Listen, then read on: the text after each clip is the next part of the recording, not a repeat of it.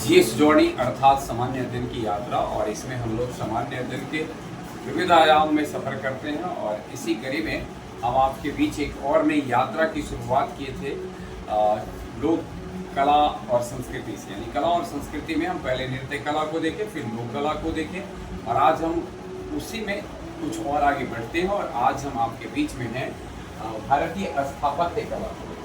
यानी इसमें हम लोग जो कला और संस्कृति का जो पार्ट थर्ड है, इसमें स्थापत्य कला के साथ साथ चित्रकला को देखेंगे। तो पहले हम स्थापत्य कला को देखते हैं। स्थापत्य कला का आशय होता है निर्माण से, जो सारी चीज़ें निर्मित होती है, चाहे वो स्तूप हो या फिर मंदिर हो या फिर जो निर्माण कार्य नगर के होते थे उसकी चर्चा हो। तो हम देखते हैं कि कैसे कैसे स्थापत्य कला रहे हैं, किसके समय में क्या क्या रहा है। सबसे पहले हम शुरुआत करते हैं सैंधव वास्तुकला से। सिंधु घाटी सभ्यता में जो वास्तुकला रही, इसकी क्या विशेषता थी? इसकी सबसे पहली विशेषता जो थी वो देखिए कि इसकी नगर निर्माण योजना और जलमल निकास करना। यानी जो नगर निर्माण योजना थी सिंधु घाटी की, वो आयताकार, यानी इसके नगर जो थे आयताकार खंड में थे और सड़कें एक दूसरे को संपूर्ण। अगर पूछा जाए सिंधु घाटी के नगर किस तरह के थे, तो आयताकार थे और सड़कें एक दूसरे को संपूर्ण पर काटती थी, यानी बिल्कुल लंबवत एक दूसरे को सड़कें काटती थी। इसके अलावा जो भवन थे उनमें पक्की और निश्चित आकार के ईंटों के प्रयोग किए जाते थे और लकड़ी और पत्थर। यानी सिंधु घाटी सभ्यता में जो भवन बनते थे उसमें पक्की और निश्चित आकार की ईंटों के अलावे लकड़ी और पत्थर भी, यानी ईंट, लकड़ी, पत्थर और ईंट भी क्या था, पक्की। इसके साथ हड़प्पा सभ्यता के नगरों में कहीं भी मंदिर का स्पष्ट प्रमाण नहीं मिलता है। इससे स्पष्ट होता है कि सिंधु घाटी सभ्यता, हड़प्पा सभ्यता में लोगों को मंदिर निर्माण की कला से वाकिफ नहीं थे, अथवा दूसरे शब्दों में कहें कि मंदिर निर्माण की शुरुआत नहीं। एक नजर इस पर डालते रहेंगे, ये महत्वपूर्ण चीज है। सड़कें संपूर्ण पर काटती हुई थी, पक्की एवं निश्चित अनुपात की ईंट थी और निकास जो था ढकी हुई उत्कृष्ट नालियाँ, यानी नाली को ढक करके, यानी उस समय भी कितना डेवलप था नगर नियोजन, जो आप सोच सकते हैं कि नाली को ढक करके रखा जाता। अब हम चलते हैं सिंधु वास्तुकला के बाद अब चलते हैं बौद्ध वास्तुकला। बौद्ध वास्तुकला की जब कभी चर्चा होगी तो तीन नाम सामने आता है, गुफा, चैत्य और विहार। गुफा समझते होंगे, काट करके, यानी पर्वतों को, चट्टानों को काट करके जो बनाया जाता है उसे गुफा कहते हैं। गुफा का विशिष्ट उदाहरण आपको मिलेगा बिहार की बराबर पहाड़ियों में लोमस ऋषि गुफा। बिहार की बराबर पहाड़ियों का लोमस ऋषि गुफा के बड़े ज्वलंत और बेहतरीन उदाहरण है। इसमें जिसका सर्वाधिक बार काल निर्धारण किया गया है अशोक के काल में संगत कसी और पत्थर पर नक्काशी फारस की गई। पर एक बात ध्यान में रखना इसका कि गुफा वास्तुकला का में जो बराबर की पहाड़ियां का जो लोमस ऋषि गुफा है, इसका काल किस काल का रहा है, इसका निर्धारण अब तक कई बार किया जा चुका है। चैत्य क्या था? चैत्य जो था वह बौद्ध एवं जैन धर्म से संबंधित पूजा गृह था। तो पहले क्वेश्चन तो इससे भी बनता है कि बौद्ध एवं जैन धर्म से संबंधित पूजा गृह कौन है, निम्न में से कौन है? तो उत्तर देना है चैत्य। और ये पहाड़ियों को काट कर बनाया गया आयताकार कक्ष होता था, जिसका अंतिम सिरा अर्धगोलाकार होता था। यानी नीचे का फाउंडेशन आयताकार और ऊपर जो अंतिम सिरा था वह अर्धगोलाकार होता था। उदाहरण के तौर पर आप देख सकते हैं कार्ले का चैत्य। कार्ले का चैत्य सबसे वही। अगर हम चर्चा करें बिहार की, तो बिहार होता था भिक्षुओं का निवास स्थल, चैत्य पूजा स्थल और बिहार निवास स्थल था। निवास के लिए पहाड़ियों पर काट कर बनाई गई संरचना। शुरुआत के जो बिहार आपको मिलेंगे लकड़ी की थे, लेकिन बाद में ईंटों का प्रयोग शुरू हो गया। यानी शुरुआती बिहार में लकड़ी का इस्तेमाल किया गया, लेकिन बाद में ईंटों का प्रयोग शुरू हो गया। उदयगिरी पहाड़ी पर खारवेल द्वारा निर्मित जो मंजरी गुफा इसके उदाहरण हैं। आगे जब हम बढ़ते हैं तो अब आता है स्तूप स्थापत्य कला एवं संरचना। स्तूप स्थापत्य कला, सबसे बड़ा स्तूप की चर्चा होगी तो आपको पता ही होगा, सांची का जो ग्रेट स्तूप है उसकी। अब स्तूप के पार्ट्स कौन कौन से होते थे? तो स्तूप में अर्धवृत्ताकार संरचना जो मेथी यानी चबूतरा के ऊपर एक उल्टे कटोरे की भांति होती है, अंड कहा जाता है। यानी स्तूप की जो सबसे पहली जो चीजें हैं वो अंड है। यानी पहला ध्यान में रखना अंड, अंड के बाद है हर्मिका, हर्मिका अंड के शीर्ष पर यानी नीचे से देख रहे हैं अंड, अंड से ऊपर आप जाएंगे तो आपको मिलेगा क्या हर्मिका, यानी अंड के शीर्ष पर हर्मिका नामक संरचना होती है जहां उद्धव या उनके शिष्य के अवशेष रखे जाते हैं। यह स्तूप का सबसे पवित्र भाग माना जाता है और यह देवताओं का निवास स्थान माना जाता है। और स्तूप का सबसे निचला भाग अंड, अंड से ऊपर हर्मिका और हर्मिका के एक दंड पर 3 छत्र लगे होते हैं जो सम्मान, श्रद्धा तथा उदारता। देखिए दंड मतलब क्या, लकड़ी की तकड़, उसके ऊपर 3 छत्ता है। ये 3 छत्ता जो हैं वो किसके हैं,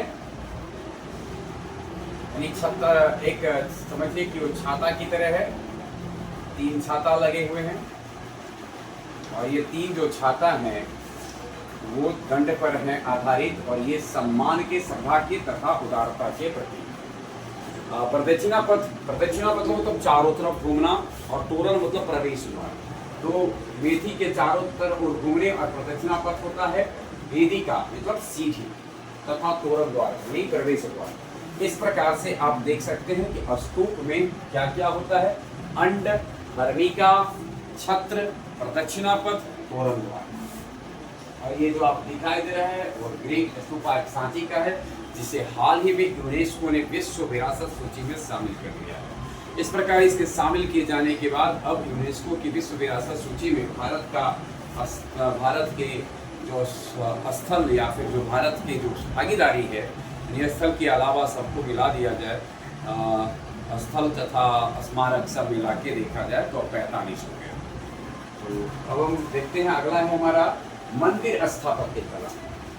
मंदिर स्थापत्य कला के प्रमुख मतलब मंदिर स्थापत्य कला की जब शुरुआत की बात की जाएगी तो यह आता है गुप्त काल से, यानी व्यवस्थित रूप से अगर पूछा जाए कि मंदिर निर्माण की व्यवस्थित पद्धति का शुरुआत कब से हुआ तो गुप्त काल से हुआ।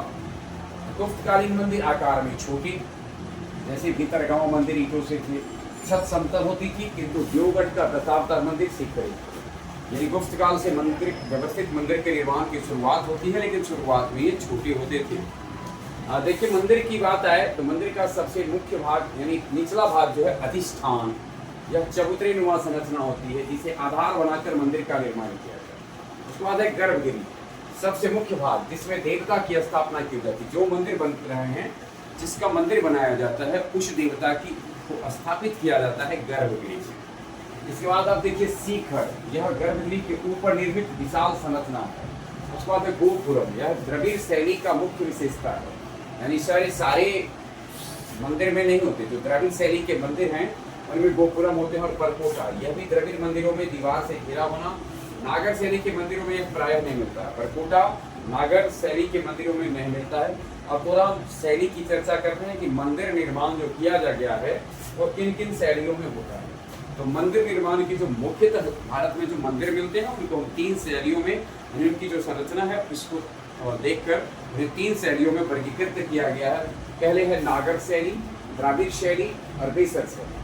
तो नागर शैली में आवश्यक तत्व थे आपको अधिष्ठान अनिवार्यता होना चाहिए था, गर्भगिरी तो होना ही चाहिए, विदाउट गर्भगिरी मंदिर हो ही नहीं सकता है।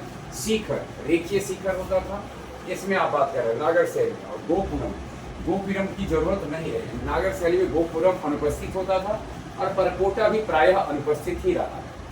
द्रविड़ शैली में आवश्यक नहीं था अधिष्ठान, इसमें आवश्यक तत्व था, लेकिन द्रविड़ शैली में आवश्यक नहीं था। इसका अर्थ है कि हो भी सकता है ना भी हो सकता है, लेकिन गर्भगिरी यह तो अनिवार्य है। दोनों के नागर शैली के गर्भगिरी वर्गाकार थे और द्राविड़ शैली के गर्भगिरी आयताकार। ये भी थोड़ा ध्यान में रखना है कि नागर शैली का गर्भगिरी आप देख रहे हैं ना वर्गाकार, और द्रविड़ शैली के गर्भगिरी आयताकार। इसके बाद शिखर जो है पिरामिडीय है और गोपुरम अनिवार्य तत्व था, परकोटा उपस्थित होता था। इसके बाद दोनों शैली का एक कॉमन रूप आया, नागर एवं द्रविड़ शैली की विशेषताओं को मिला करके बेसर शैली में विकसित किया गया। दक्कन भारत और बिंद से कृष्णा नदी तक इसका फैलाव हुआ। अब एक बार थोड़ा सा नजर डालते हैं कि नागर शैली का विकास किस काल में हुआ और इसको विकसित होने में किन राजाओं ने, किन राजवंशों ने मदद किया। सबसे पहले देखिए नागर शैली 7वीं से 13वीं सदी और उत्तर भारत के साथ साथ विंध्य तक इसका विस्तार हुआ। नागर शैली उत्तर भारत में आपको इसके मंदिर मिलेंगे, उत्तर भारत से विंध्य पर्वतमाला तक के इसके मंदिर मिलेंगे और तीनों चौ ने नागर का विकास किया। चंदेल,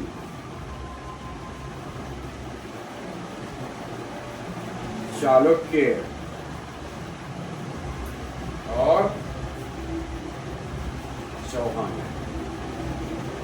चंदेल शासकों के द्वारा, चालुक्य शासकों द्वारा और चौहान शासकों के द्वारा 7वीं से 13वीं सदी के मध्य में नागर शैली के मंदिरों को का निर्माण पर ज्यादा जोर दिया गया। वहीं बेसर शैली जो है वह 8वीं से 14वीं सदी तक, लेकिन थोड़ा पहले द्रविड़ शैली देखते हैं। इसका लंबा काल रहा 7वीं से 18वीं तक। सुदूर दक्षिण में, दक्षिण भारत में पल्लव, चूल, पांड्य और विजयनगर, पल्लव शासकों के द्वारा, चुल्लिक शासकों द्वारा, पांड्य शासकों द्वारा और विजयनगर के शासकों के द्वारा द्रविड़ शैली का विकास 7वीं से 18वीं सदी में हुआ। और एक उत्तर भारत, एक दक्षिण भारत, इसके बीच में से आ गया, इन दोनों को मिला करके आया बेसर शैली। 8वीं से 14वीं सदी में इसको राष्ट्रकूट, चालुक्य और होयसल शासकों ने डेवलप करने में महत्वपूर्ण भूमिका निभाया।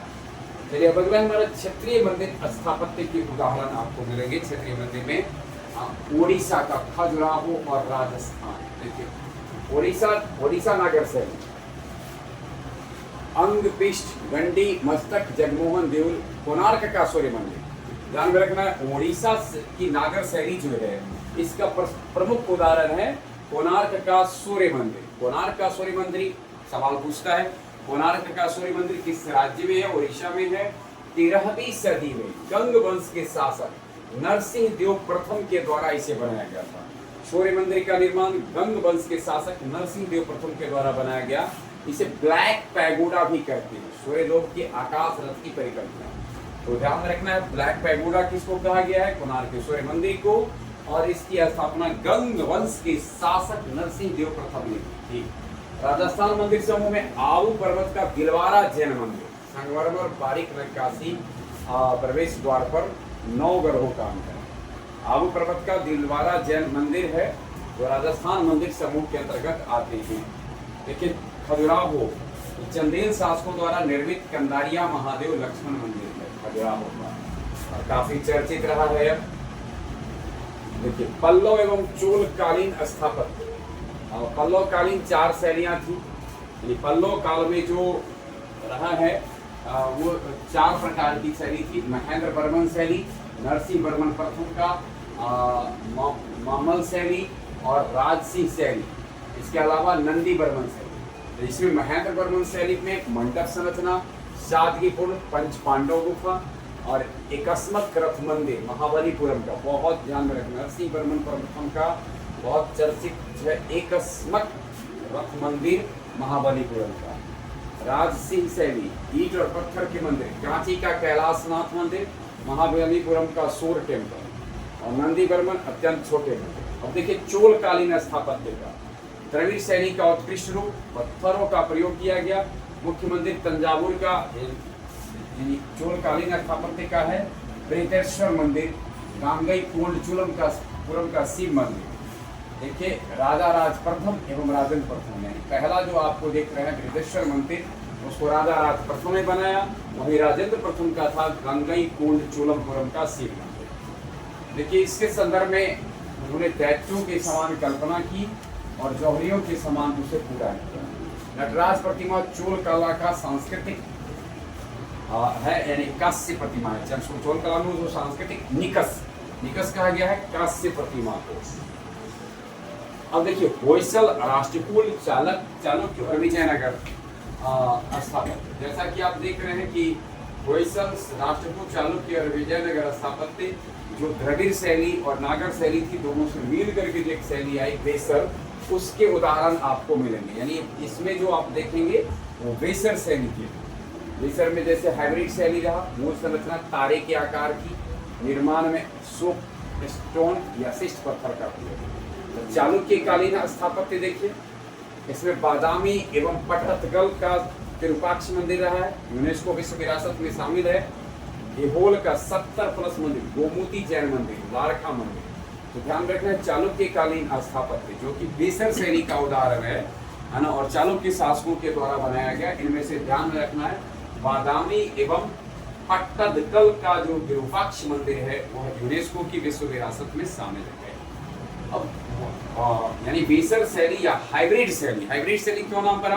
क्योंकि इस दोनों शैली यानी जो दक्षिण भारत की जो शैली थी द्रविड़ और उत्तर भारत की जो शैली थी नागर, इस दोनों के मिश्रण से शैली आई थी बेसर शैली, इसलिए इसे हाइब्रिड शैली कहते हैं। और हाइब्रिड शैली में तो जिन शासकों ने इसका संरक्षण दिया और जिन शासकों के समय में इसका विकास हुआ उनमें चालुक्य कालीन के बाद आता है राष्ट्रकूट कालीन, यानी राष्ट्रकूट शासकों के समय में जो बना उनमें से था एलोरा का कैलाश गुफा मंदिर, बहुत महत्वपूर्ण है लोग। एलोरा का कैलाश गुफा मंदिर गुफा संख्या 16 में है, जहाँ चट्टान को काट करके है ना पार्थेनन से एलिफेंटा में त्रिपुरदीस एलिफेंटा की गुफा चर्चित गुफा है, और चट्टान को काट कर करके गुफा में ये बनाया गया है। विजयनगर स्थापत्य यानी कृष्णदेवराय के काल में विठल स्वामी मंदिर, राय गोपुरम, अमर मठ एवं विशाल कल्याण मंडप, ये सब बेसर या हाइब्रिड शैली के उदाहरण हैं। अब देखिए इंडो इस्लामिक स्थापत्य कला, जब भारत में गोरी के आक्रमण के बाद भारत में शुरू हुआ गुलाम वंश के शासन यानी कि कह सकते हैं सल्तनत काल का दौर आया, तो सल्तनत काल में इस शैली का विकास हुआ। यहाँ से इंडो इस्लामिक यानी कुछ भारतीय कुछ इस्लामिक, तो इसके साथ एक नई पद्धति आई सहतीरी शिल्पकला और मेहराबी गुंबद कला का सुंदर समन्वय। अब देखिए गुंबद का निर्माण शुरू हुआ, मेहराब की आरंभिक संरचना रोम में मिलती है, जिसे भारत में लोकप्रिय तुर्की शासकों ने बनाया। यानी मेहराब की जो संरचना है उसकी शुरुआती दौर रोम के थे, लेकिन भारत में उसको लोकप्रिय बनाने का क्रेडिट जाता है किसको?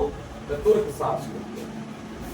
प्राणियों का चित्रण होने के कारण फूल पत्ती, ज्यामितीय प्रतीक, कमल, स्वास्तिक, कलश, कुरान की आयतें एवं घटियां प्रयुक्त हैं, इस सब का इसमें आप देख सकते हैं। कमल के फूल, स्वास्तिक का चिन्ह, कलश, ये सब आपको नए इंडो इस्लामिक स्थापत्य का था, जिसमें आयतें, कुरान की आयतें, घंटियां, ये सब आना शुरू हो गया।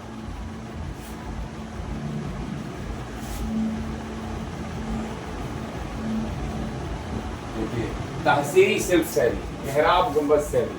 अब थोड़ा सा देखिए, यानी तहसीरी शिल्प शैली और मेहराब गुंबद शैली, यानी आधार, पहचान, लिंटल और स्तंभों के प्रयोगों द्वारा, और इसमें क्या था? मेहराब और गुंबदों के प्रयोगों द्वारा। गुंबद होंगे, मेहराब होंगे, और इसमें क्या था? लिंटल और स्तंभ होंगे। स्तंभ मतलब बांस की तरह यानी डंडा की तरह, पिलर जिसे आप बोलते हैं। उसके बाद ऊपरी भाग, शीर्ष पर मुख्यतः शिखर, कोणीय और वक्र, इस तरीके का होता था, कोणीय या स्पाट वक्र, और इसका था गुंबद यानी कि इस प्रकार से अर्धगोलाकार।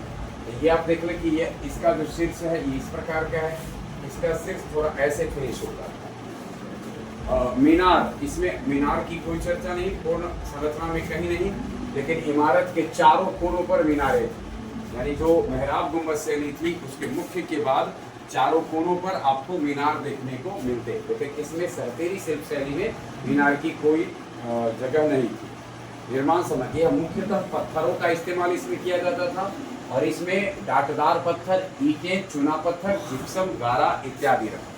तो ध्यान में रखना है मेहराब गुंबद शैली के जो मतलब तत्व रहे निर्माण सामग्री, वे पत्थर रहे, ईंटें रहे, चूना पत्थर रहे, जिप्सम रहे, गारा रहा है, और इसमें केवल पत्थरों का इस्तेमाल किया गया है सहतीरी शिल्प शैली में। नाम ही है सहतीरी शिल्प शैली।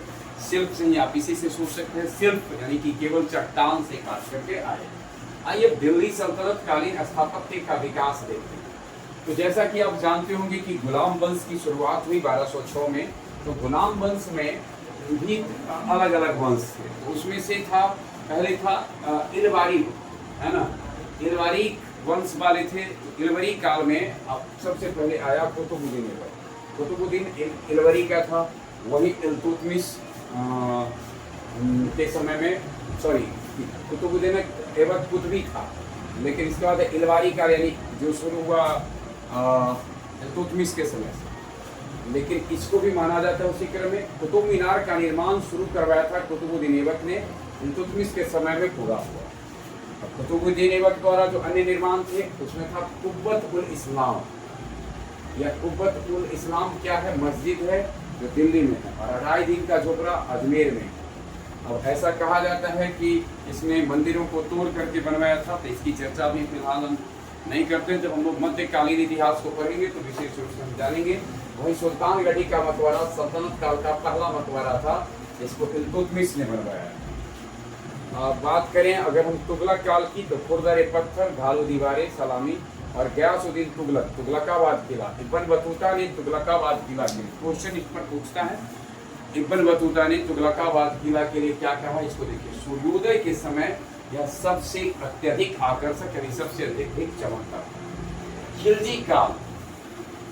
खिलजी काल के स्थापत्य कला का सबसे बड़ा अगर आपको प्रमाण मिलेगा तो अलाई दरवाजा, घोड़े के नाल के आकार की मेहराब है इसकी, जो मतलब अलाउद्दीन खिलजी के द्वारा बनाया गया अलाई दरवाजा।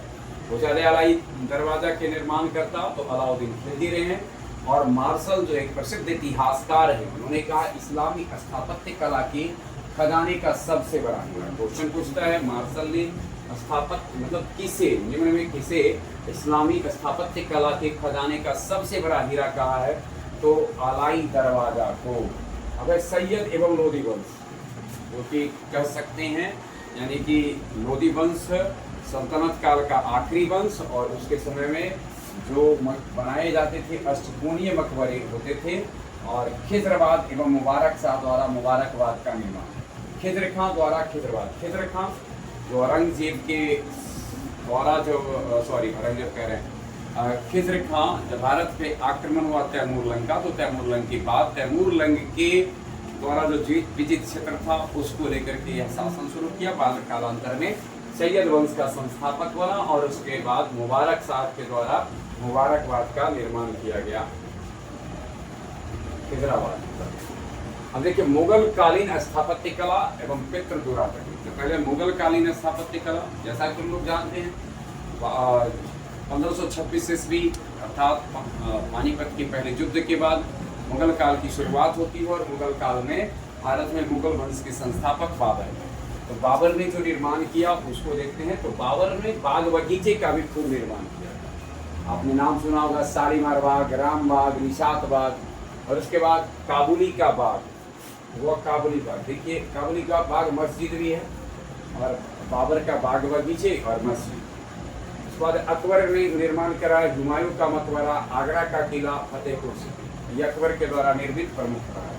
वहीं जहांगीर, उसने स्थापत्य में कम और चित्रकारी पर ज़्यादा बल दिया।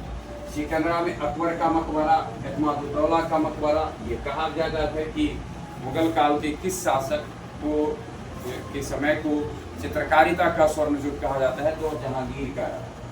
अब देखिए स्थापत्य कला मुगल काल में सबसे चरमोत्कर्ष पर था शाहजहां के समय। इसने संगमरमर का प्रयोग किया और ताजमहल, दिल्ली का लाल किला, जामा मस्जिद आदि बनवाया। औरंगजेब के समय बादशाही मस्जिद जो लाहौर में था, राबिया उद दौरानी का मकबरा, जिसे हम बीबी का मकबरा भी कहते हैं, बीबी का मकबरा या राबिया उद दौरानी का मकबरा किसने बनवाया? औरंगजेब। अब थोड़ा समझेंगे पितृदुरा तकनीक क्या है। इतालवी शब्द है जिसका अर्थ होता है कठोर पत्थर, हार्ड स्टोन, यानी पितृदुरा इतालवी शब्द है जिसका अर्थ होता है हार्ड स्टोन, कठोर चट्टान, यानी संगमरमर पत्थर पर जवाहरात के जराऊ काम की तकनीक है। शाहजहां काल में इसका चरमोत्कर्ष दिखा। ताजमहल इसकी शुरुआत ही प्राचीन, इसकी शुरुआत रोम से हुई। अब थोड़ा हम एक नज़र डालते हैं, जैसा कि हमने अभी थोड़ा देर पहले जिक्र किया था कि भारत के अभी जो हम लोग देख रहे थे वो स्थापत्य कला की चर्चा की कर रहे थे, किस काल में कौन से ऐसे निर्माण हुए जो स्थापत्य कला के मतलब आज भी अपने समय के उदाहरण के रूप में और अपने समय का प्रतिनिधित्व कर रहे हैं, उसकी चर्चा हमने की। अब विश्व विरासत की जो सूची है यूनेस्को के द्वारा, उसमें भारत का कौन कौन लगता है? तो पहले तो ध्यान में रखेंगे कि अब जो है मतलब संयुक्त राष्ट्र का शैक्षिक वैज्ञानिक एवं संगठन यूनेस्को, सांस्कृतिक संगठन, संयुक्त राष्ट्र शैक्षिक वैज्ञानिक एवं सांस्कृतिक संगठन, United Nation Educational Scientific Cultural Organization, United Nation Educational and Scientific Cultural Organization की स्थापना 16 नवंबर 1945 को, और मुख्यालय इसकी पेरिस में है। सांस्कृतिक स्थल जो भारत के हैं उस 35, और अब थोड़ा सा बढ़ गया है, 2 है 37, और प्राकृतिक स्थल 7, एक है विस्तृत स्थल, और कुल हो जाते हैं 45। हम थोड़ा सा एक नज़र डालते हैं कि प्रथम यूनेस्को स्थल 1983 में घोषित किया गया था भारत का। अगर आपसे पूछा जाए कि यूनेस्को की विरासत सूची में अब तो 45 हो गए हैं, लेकिन इसमें पहला कौन था, तो पहला था आगरा का किला, अजंता गुफा, एलोरा गुफा, ताजमहल। 1983 में घोषित किए गए थे एक साथ, कितने को, 4 को, आगरा के किला को, अजंता की गुफा को, एलोरा की गुफा को, और ताजमहल को तब घोषित किया गया था 1983 में। उसके बाद देखिए, यानी अब एक नज़र डालते हैं सांस्कृतिक स्थल जो इसमें हैं।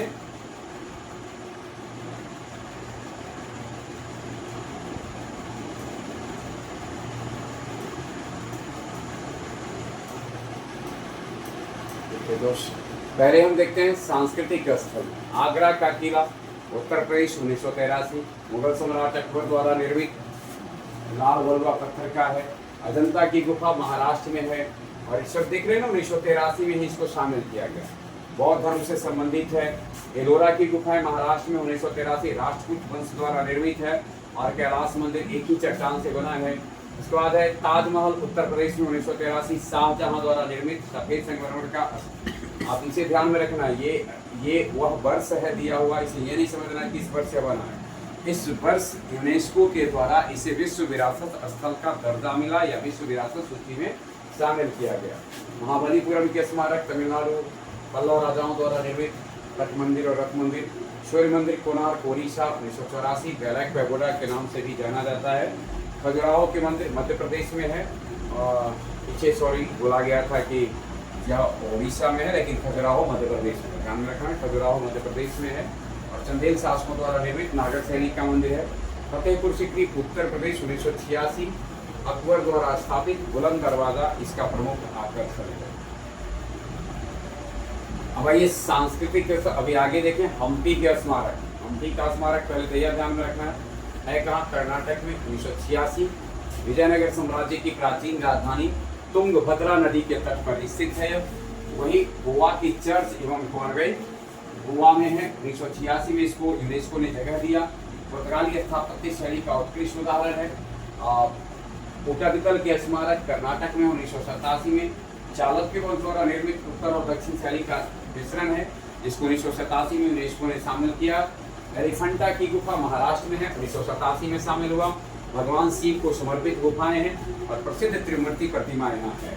वहीं महान चूल मंदिर तमिलनाडु में है, 1987-2004 में, यानी कि इसमें देखिए दर्शन मंदिर जो है 1987 में, और 2004 में गैंगकोंड चोलपुर को शामिल किया गया। सांची के बौद्ध स्मारक मध्य प्रदेश, 1989, सम्राट अशोक द्वारा निर्मित सबसे पुराना बौद्ध स्तूप है। और हुमायूं का मकबरा दिल्ली में 1993 भारत में चारबाग शैली का प्रथम स्थापत्य उदाहरण है।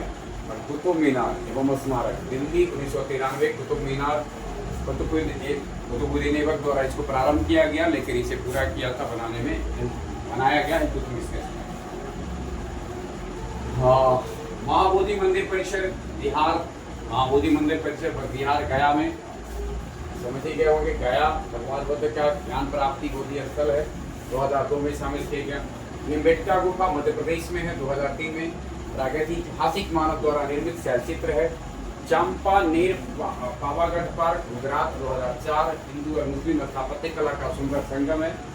छत्रपति शिवाजी टर्मिनल महाराष्ट्र, ये भी बहुत महत्वपूर्ण है। देखिए, विक्टोरियन गोथिक पुनरुत्थान वास्तुकला, यह एक रेलवे स्टेशन है। छत्रपति शिवाजी टर्मिनल महाराष्ट्र को शामिल किया गया 2004 में विश्व विरासत में। लाल किला परिसर को शामिल किया गया 2007, स्वतंत्रता दिवस ध्वजारोहण स्थल है।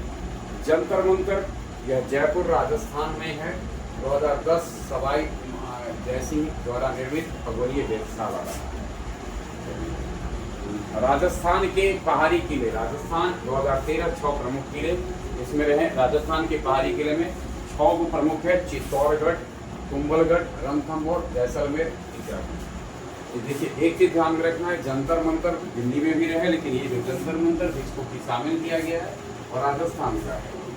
रानी की वाव, पाटन गुजरात 2014, बाबरी ₹100 के नए नोट पर अंकित है। अभी से ₹100 का जो नया नोट आया है उस पर रानी की वाव को अंकित किया गया। नालंदा महाविहार बिहार में है, नालंदा में है, 2016 में। प्राचीन भारत का प्रसिद्ध अंतर्राष्ट्रीय बौद्ध विश्वविद्यालय।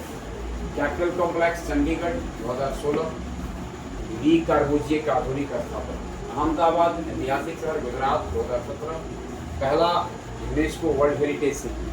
विक्टोरियन और आर्ट डेको मुंबई महाराज 2018। 19वीं और 20वीं शताब्दी की गहरी वास्तुकला।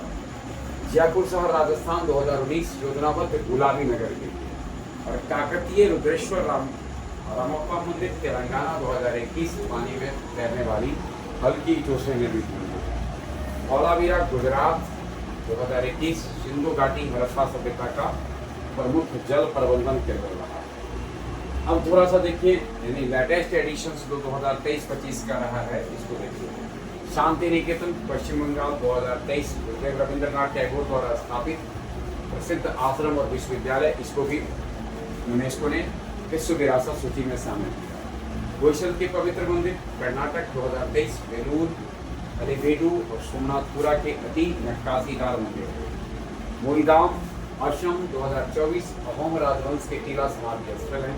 और मराठा सैन्य प्रदेश महाराष्ट्र तमिलनाडु का 2024-25 में शामिल किया गया। छत्रपति शिवाजी महाराज के रणनीतिक और तकनीकी की श्रृंखला रही है। और अब हम देखते हैं आगे, प्राकृतिक एवं मिश्रित स्थल जो मिक्स्ड है और नेचुरल।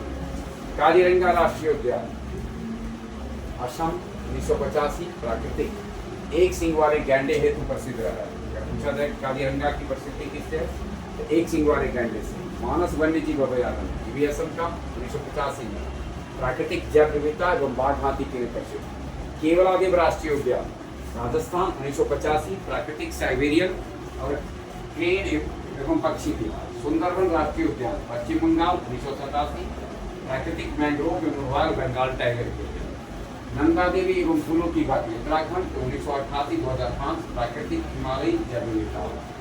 पश्चिमी घाट विभिन्न राज्य 2012 विश्व के 8 प्रमुख जैव विविधता हॉटस्पॉट में से एक है। Great Himalayan park Himachal Pradesh में 2014 प्राकृतिक हिमालयी पारिस्थितिकी है।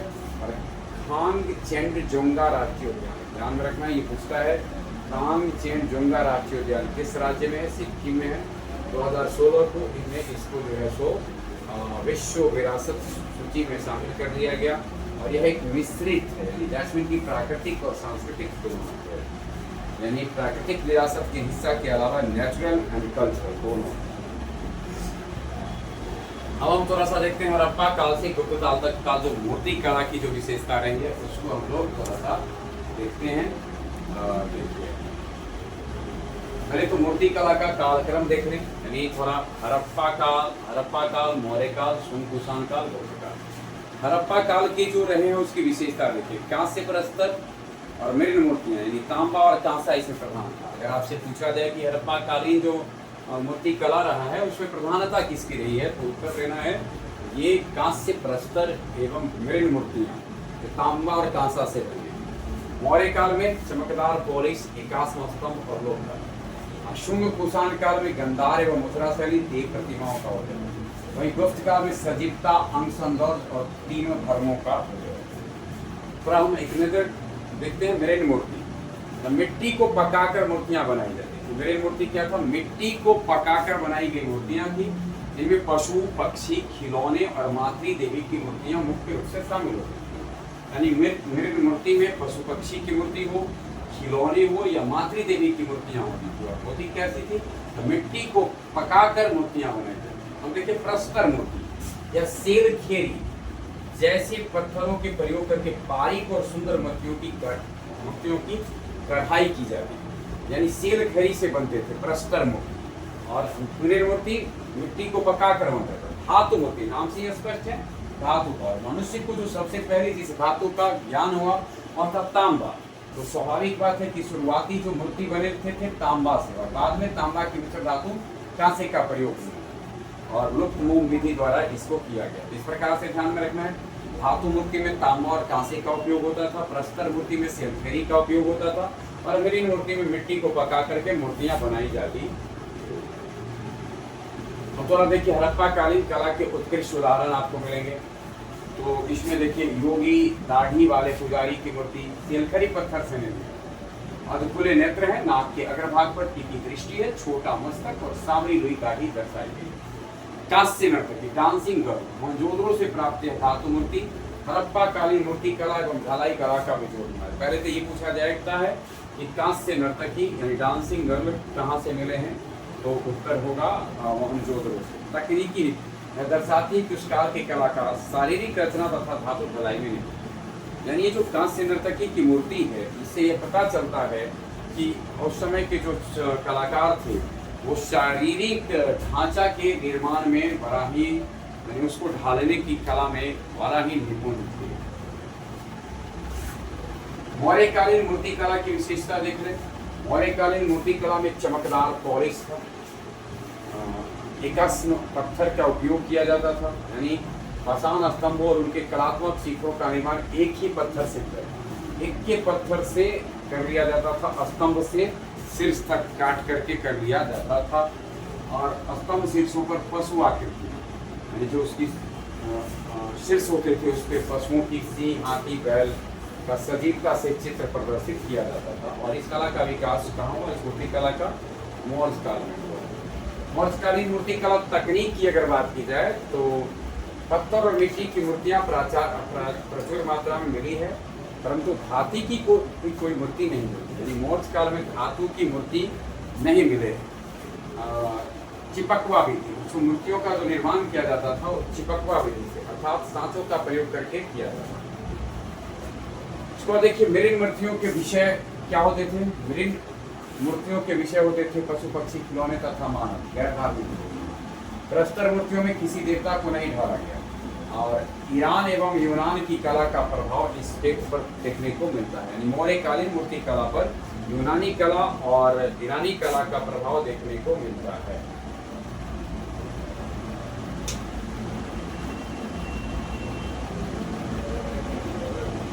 अगला है हमारा शुंग और कुषाण कालीन मूर्ति कला। देखिए प्रथम शताब्दी में इस मूर्तियों के साथ साथ मानव रूपी देव प्रतिमाओं का निर्माण शुरू हो गया था। इस काल में मूर्ति कला में प्रतीकों एवं धार्मिक चिन्हों की प्रधानता रही है शुंग और कुषाण कालीन मूर्ति कला में। इस दौर में मूर्ति कला की दो प्रमुख प्रसिद्ध शैलियाँ, गांधार शैली और मथुरा शैली। गांधार शैली ध्यान में रखना है, गांधार शैली यूनानी प्रभाव से प्रभावित थी और मथुरा शैली देसी थी, यानी मथुरा शैली अपने देश में विकसित हुई। और दोनों का विकास कब हुआ? तो शुंग और कुषाण कालीन में हुआ, कुषाण काल में हुआ, और पहली शताब्दी माना जाता है इसका उदय काल। गुप्तकालीन मूर्ति कला, यानी मूर्ति कला का स्वर्ण युग माना जाता है गुप्त काल को। ध्यान में रखना है कि गुप्त काल को मूर्ति कला का स्वर्ण युग माना जाता है। इसमें तीनों प्रमुख धर्म, बौद्ध धर्म, जैन धर्म और ब्राह्मण हिंदू धर्म, तीनों के साथ साथ गैर धार्मिक विषयों पर भी बहुतायता से मूर्ति बनाई गई। अर्थात कि तीनों ही धर्मों के लिए, बौद्ध धर्म, जैन धर्म तथा ब्राह्मण हिंदू धर्म, ये इनकी मूर्ति बनाई गई। और साथ साथ गैर धार्मिक विषयों पर भी मूर्ति निर्माण का कार्य हुआ। प्रमुख केंद्र थे वो देखिए सारनाथ, बौद्ध धर्म चक परिवर्तन मूर्तियों के लिए प्रसिद्ध, मथुरा लाल बलुआ पत्थर की भव्य मूर्तियों के लिए प्रसिद्ध, और पाटलिपुत्रा गुप्त साम्राज्य की राजधानी भी थी और कला का केंद्र भी था। गुप्तकालीन कलात्मक विशेषताओं में से निर्मलता एवं अंग सौंदर्य, वास्तविक हाव भाव, जीवंतता, जैन मूर्ति कला में समन्वय और विशाल कला, यानी शारीरिक नग्नता के स्थान पर, जिसे पीछे आप देख रहे होंगे कि नग्नता वाला मूर्ति होता था, लेकिन यहाँ पर पारदर्शी वस्त्रों, शालीनता और आत्मिक निर्भरता को प्राथमिकता दी गई। चेहरे पर अध्यात्म, शांति और सजीव भावों का सुंदर समन्वय मिलता है। इस कारण से इसको एक नया शिखर पर पहुंचा दिया इसको। इसके अलावा हिंदू प्रभाव बढ़ा जैन धर्म पर, और तीर्थंकरों की मूर्तियों के बगल में इंद्र, सूर्य, कुबेर आदि की आकृतियां बनने लगी। इसी काल में भगवान बाहुबली की विशालकाय प्रतिमाओं का निर्माण शुरू हुआ। हिंदू देव प्रतिमाएं एवं दशावतार। दशावतार ये देखिए कि अब हिंदू मतलब विष्णु भगवान विष्णु के 10 अवतारों का उल्लेख मिलता है। ऐसा माना जाता है कि उनके 10 अवतार रहे हैं और गीत गोविंद में जयदेव ने इसका उल्लेख किया है और इसको मूर्ति में भी दर्शाने की कोशिश की गई है। एलोरा में आप देखेंगे खजुराहो तथा देवगढ़ के मंदिरों में 10 अवतारों की मूर्ति आपको मिलेगी, है ना। और उसके बाद देवगढ़ के ललितपुर मंदिर की यह मूर्ति भी गुप्तकालीन प्रस्तर काल की उत्कृष्ट कृति मानी जाती है। एक नजर आप देख लें कालखंड मुख्य सामग्री, यानी एक डेटा है जिसको थोड़ा सा ध्यान में रखना है। हड़प्पा काल में मुख्य सामग्री जिससे कि मूर्ति बनाई जाती थी कांसा से, तांबा से, सिरखरी से, मिट्टी से। यानी हड़प्पा काल में मूर्ति के निर्माण के लिए किसका इस्तेमाल हो रहा है? कांसा, तांबा, सिरखरी, मिट्टी। और प्रमुख विशेषता सबरी, दाढ़ी, नर्तकी, मातृ देवी, ये सब कांस्य धातु ढलाई प्रचलित, धातु दे प्रतिमाएं कांस्य की प्रचलित हो चुकी। मौर्य काल में जो मूर्ति के निर्माण में होता था वलुआ पत्थर एक आसन एक के पत्थर से काट करके, फिर मिट्टी। इसके बाद देखिए प्रमुख विशेष चमकदार और चिपकवा भी धातु मूर्ति अनुपस्थित देव प्रस्तर में। शुंग कुषाण काल में लाल और स्लेटी पत्थर का इस्तेमाल हुआ। गंधार और मैथुरा शैली प्रतीकात्मक मानव रूपी देवी प्रतिमाओं की शुरुआत हुई। और गुप्त काल के जो थे उसमें थे प्रस्तर, पक्की मिट्टी, टेराकोटा। निर्मलता, अध्यात्म, दशावतार रूप तीनों धर्म का उत्कृष्ट समन्वय था। ये था हमारा कला व संस्कृति में स्थापत्य कला के साथ साथ था चित्रकला। और अब हम आपके बीच में एक सूचना के साथ हैं। हमारे आप YouTube के साथ साथ हमारे नियमित ऐप पे आप एक अभी जो CGL का आने वाला जो समय में है इसको देखते हुए अंग्रेजी का एक स्पेशल कोर्स की शुरुआत हम लोग करने जा रहे हैं, जिसे आप सुन सकते हैं, देख सकते हैं और उसका लाभ उठा सकते हैं। आप जो एग्ज़ाम आपका सितंबर में होना है CGL का, इसी को ध्यान में रखकर CGL टायर फर्स्ट को ध्यान में रख करके अभी फिलहाल हम लोग एक क्रैश कोर्स की तरह इंग्लिश के लिए उपस्थित हो रहे हैं। अपेक्षा है कि आप इसका लाभ उठाएंगे और अभी GS जर्नी पे आप इसे देखेंगे, लेकिन जल्द ही आपको यह एक ऐप पे उपलब्ध हो पाएगा जो ICIP ऐप है। इस सूचना के साथ आप से अपेक्षा रखते हैं कि आप तो कला और संस्कृति का जो हमारा पार्ट 3 है और पार्ट 1, पार्ट 2, पार्ट 3 आपके परीक्षा के लिए काफ़ी उपयोगी होगा, आपका साथ हमें प्राप्त होगा। आज तक के लिए बस इतना।